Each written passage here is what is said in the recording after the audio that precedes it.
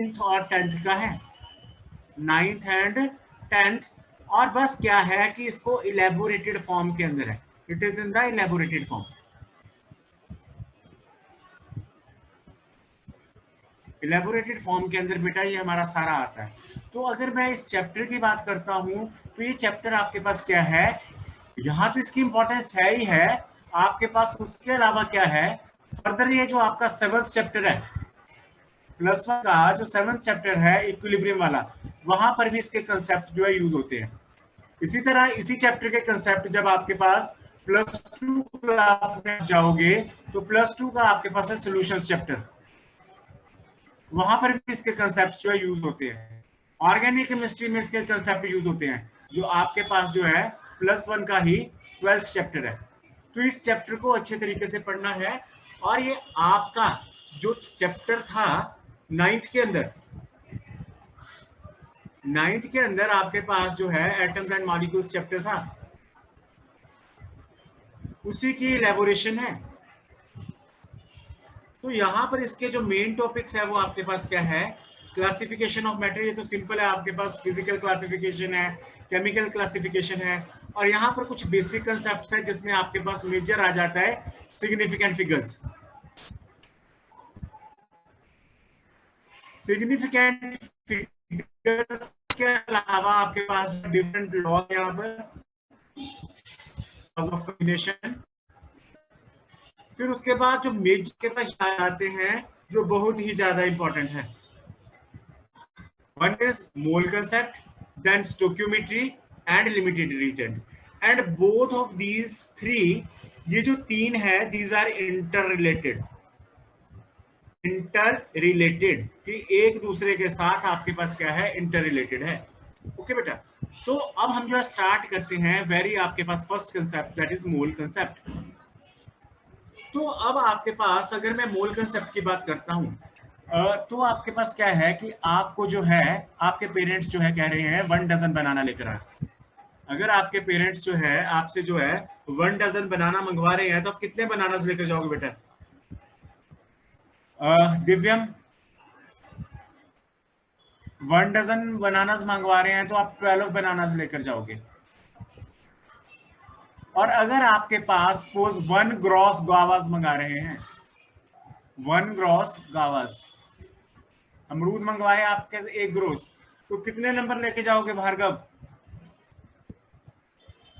भार्गव सुन रहे हो बेटा?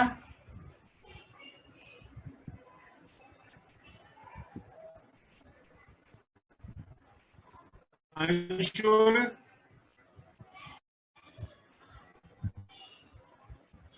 नंदिनी बेटा 1 ग्रोस नहीं बेटा, जो 1 ग्रॉस है आपके पास वो जो रहेंगे आपके पास दैट इज 144। जो 1 ग्रोस है आपके पास that would be equal to 144 units. जो 1 ग्रोस है आपके पास गावास, इट इज 144 यूनिट्स। इसी तरह अगर आपको 1 रिम बोला जाता, 1 रिम बोला जाता तो शिवांश कितने लेकर जाते आप बोलते हो ना कि 1 रिम दे दो पेपर्स का, बुक सेलर के पास जाते हो कि 1 रिम दे दो पेपर्स का, तो कितने आपको पेपर्स देता है, कितनी क्वांटिटी देता है? So it is equal to 500 units. पहले हम 480 कंसिडर करते थे, ये नई जो इन्वेंशन जो चेंज हुई तो 480 से 500 यूनिट्स आ गए हैं। It clear? अब आपको बोला जाता है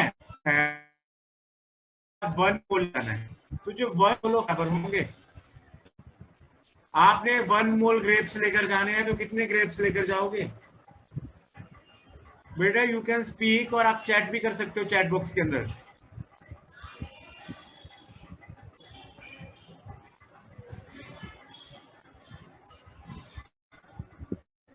गुंजन बता सकते हो बेटा? बेटा अनम्यूट करके बोल सकते हो। हाँ जी, 6.022 into 10 raised to power 23। Very good बेटा। या फिर इसको हम क्या बोलते हैं, it is known as Avogadro's number, it is known as Avogadro's number. तो ये मोल हमने कब अप्लाई करना है, जब आपके पास माइक्रोस्कोपिक पार्टिकल्स हो।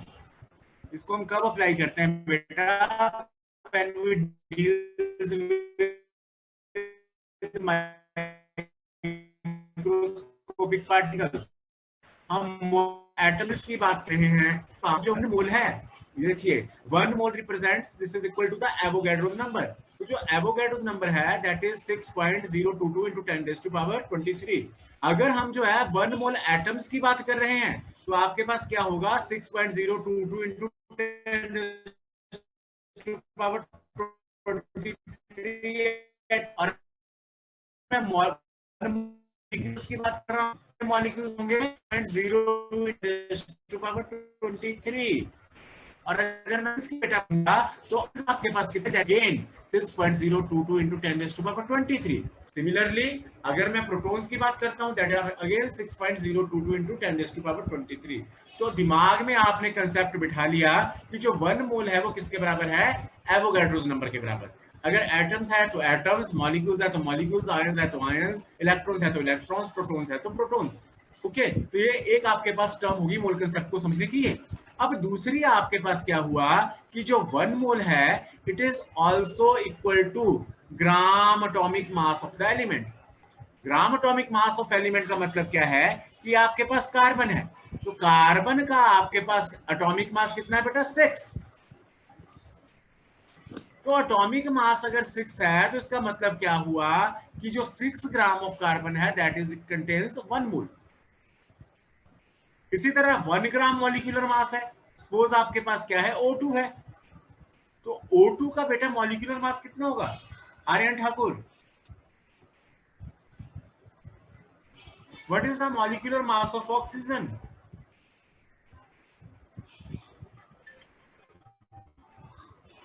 बेटा are you listening me, Shreya Thakur? Sir 16 60 और 16? 16 यस बेटा, very good, so it is 16। तो इसका मतलब क्या हुआ, जो 16 ग्राम ऑफ ऑक्सीजन है that is equal to 1 mole. Similar is the case with the 1 formula mass. तो 1 फॉर्मूला मास का मतलब आपके पास क्या हुआ कि आपके पास जैसे सपोज सोडियम क्लोराइड है, तो सोडियम का आपके पास कितना होता है बेटा, 23। यस बेटा, हाँ हाँ जी, पोलर मास। हाँ, तो यहाँ आपके पास यहाँ पर जो है ये 12 रहेगा और ये, यस, और ये आपके पास 32। Is it clear? तो यहाँ तो 6 ही रहना चाहिए ना, तो यहाँ पे 2 ऑक्सीजन है तो एक का 16, 16 प्लस 16 32। ओके बेटा। अब उसके बाद क्या है कि जैसे सोडियम क्लोराइड है तो इसका 23, क्लोरीन का 35.5, तो ये 5 5 और 3 8, ओके, और 3 और 2 5। तो इतने का आपके पास जो ग्राम है सोडियम क्लोराइड का वो किसके इक्विवेलेंट होगा, 1 मोल के। क्लियर है बेटा? यस बेटा, इज इट क्लियर और नॉट? Yes, sir. बेटा अब आपके पास एक और टर्म होती है जो यहाँ पर नहीं लिखी है मैंने। अगर आपके पास गैसियस सब्सटेंस हो, मैं देखना चाहता हूं कि आप लोगों को कितना ये है, पढ़ा है आप लोगों ने या नहीं। तो गैसियस सब्सटेंसेस हो तो जो 1 मोल है वो किसके इक्विवेलेंट होता है, कोई बताएगा बेटा? वेरी गुड बेटा, 22.4 लीटर। तो ये चीज आपने याद रखी। अब बेटा प्रॉब्लम पता क्या है, ये चीजें हमें पता है, बताता तो बता देते। टीचर आती है वो कब आती है, जब हम अप्लाई करते हैं, जब हमारा करना फर्स्ट है, या फिर नीट या जेई मेन के अंदर हमारे पास जो है टिपिकल कंसेप्ट आते हैं जिसमें 2 या 3 कंसेप्ट मिक्स होते हैं, तो वहां पर मेजर प्रॉब्लम आती है कि हम अप्लाई नहीं कर पाते। अच्छे तरीके समझ आता है तो आप लोगों ने कोशिश करनी है कि एक पॉइंट क्लियर करना है मेरे से, जितना मैं आज करवा रहा हूं। तो बेटा यहाँ पर आपके पास जब मोल क्या बचा यहाँ पर कि आपके पास ये पास जो है कि ये आपके पास किसके बराबर होगा, ग्राम एटॉमिक मास के बराबर, ग्राम के बराबर, या फिर आपके पास किसके आपको भी होगा इन टर्म्स ऑफ वॉल्यूम, ये आपका कितना होगा 22.4 लीटर। एक्चुअली में ये विजिबल हो रहा है आपको? Yes, sir. ओके बेटा, तो अब आपके पास फार्मूलाज है हमारे पास। यस बेटा, अब जो है नंबर ऑफ मोल्स को फाइंड आउट करने के हमारे पास जो है डिफरेंट फार्मूलाज हैं। अब आप लोगों को पता है कि जो नंबर ऑफ मोल्स है इसके लिए एक फार्मूला है, that is given mass upon molar mass, given mass upon molar mass. तो इसमें बेटा क्या हुआ कि mass in gram divided by molar mass. तो मोलर मास निकालना आता है बेटा सभी को? What is the molar mass of calcium carbonate? Calculate करके बताएंगे श्रीयम?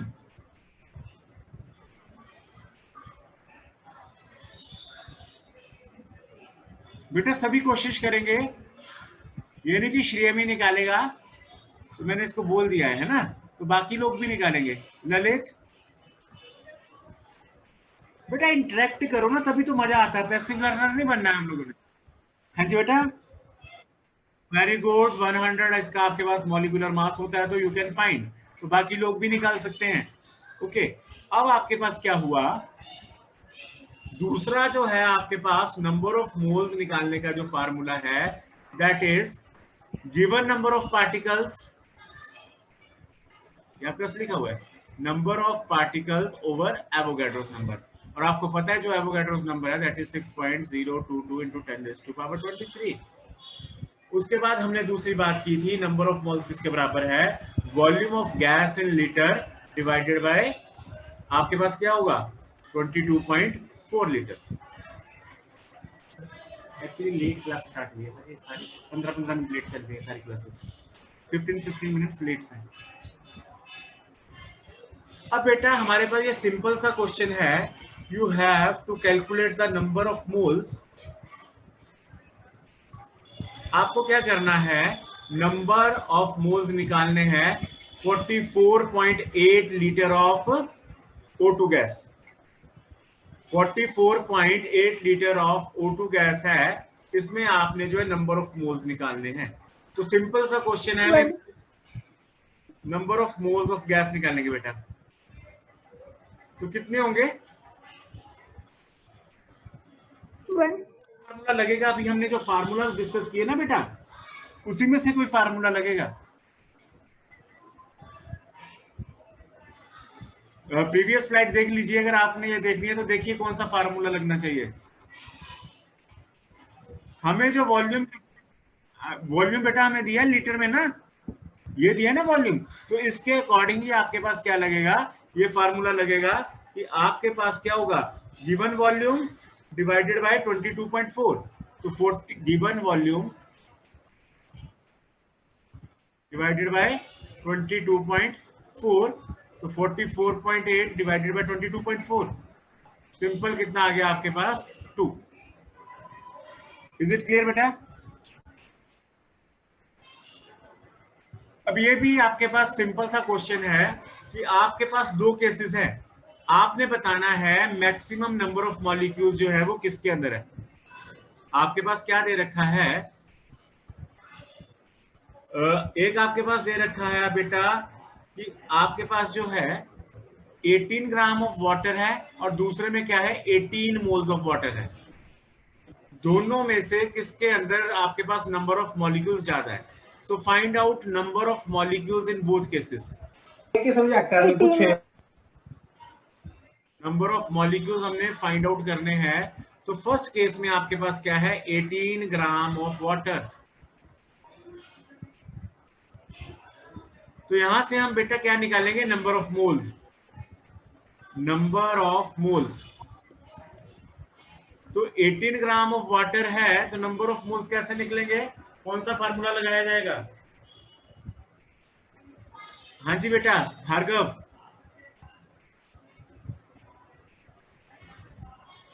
प्रीति शर्मा आप बताएंगे बेटा। सो it is given mass upon molecular mass.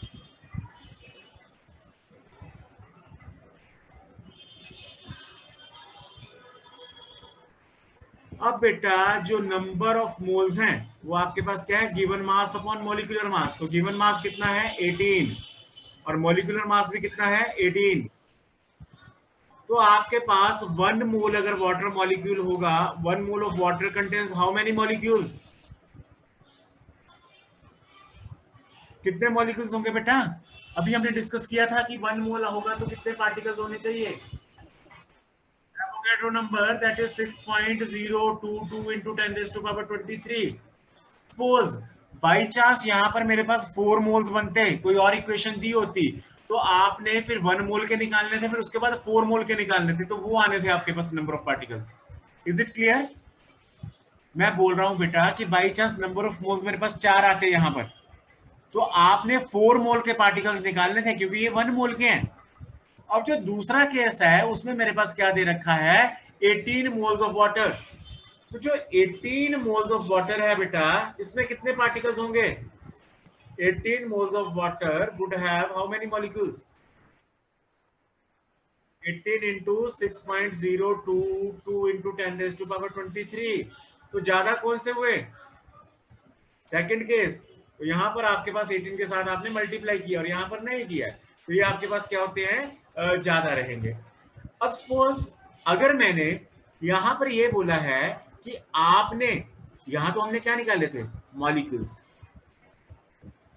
अब मेरा क्वेश्चन क्या है कि 1 मोल ऑफ, क्वेश्चन और तरह से भी फ्रेम हो सकता है कि 1 मोल ऑफ वाटर है, उसमें कितने एटम्स है, हाउ मेनी एटम्स?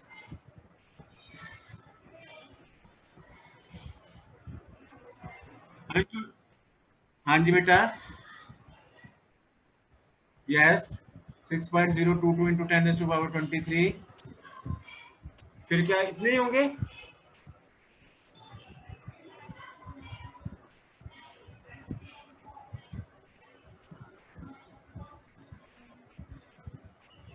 हाँ जी बेटा, इतने ही होंगे। अब बेटा हमने निकालने एटम्स, तो आपके पास क्या है, वाटर। तो वाटर जो आपके पास क्या है, ट्राई एटॉमिक है, 3 एटम्स हैं।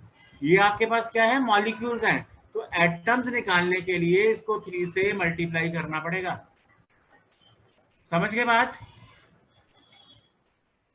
बस एक लास्ट क्वेश्चन करेंगे, सिर्फ ओनली 2 मिनट्स, फिर उसके बाद आपकी मैथ्स और बायो की क्लास रहेगी। मैथ वाले स्टूडेंट्स जो यहीं रहेंगे और बायो को जो है लिंक आएगा वो आपने ज्वाइन करना है। आ गया है लिंक आपके पास। बस सिर्फ हम 2 मिनट्स के लिए क्वेश्चन करेंगे और उसके बाद जो है बाकी जो है नेक्स्ट टाइम करेंगे।